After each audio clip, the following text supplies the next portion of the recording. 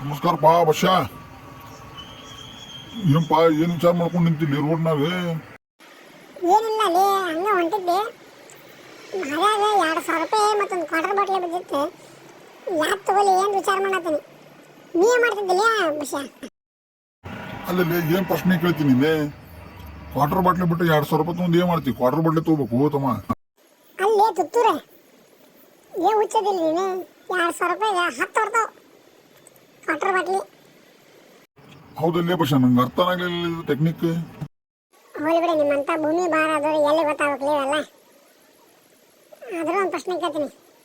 ಏನಾರ ಮುಂದೆ ಹೊಂಟಾಗ ಮತ್ತೆ 2,000 ರೂಪಾಯಿ ಬಿದ್ದೈತಿ, ಮತ್ತೊಂದು ಕ್ವಾರ್ಟರ್ ಬಾಟ್ಲಿ ಬಿದ್ದೈತಿ, ಅವಾಗ ಏನು ಮಾಡ್ತೀವಿ ಹೇಳಿ ನೋಡೋಣ.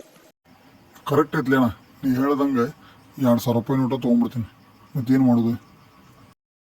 ಅಲ್ಲಲ್ಲಿ ಬಾಳೆಕೆ ನೀ ಯಾವಾಗ ಸುಧಾರಿಸ್ತಿಲ್ಲ? 2,000 ರೂಪಾಯಿ ನೋಟ್ ಬ್ಯಾನ್ ಆಗೈತೆ ಗೊತ್ತಿಲ್ಲ ನಿನಗೆ? ಸರ್ಕಾರದವ್ರು ಬ್ಯಾನ್ ಮಾಡ್ಯಾರ ಅಂತ ಗೊತ್ತಿಲ್ಲ ನಿನಗೆ?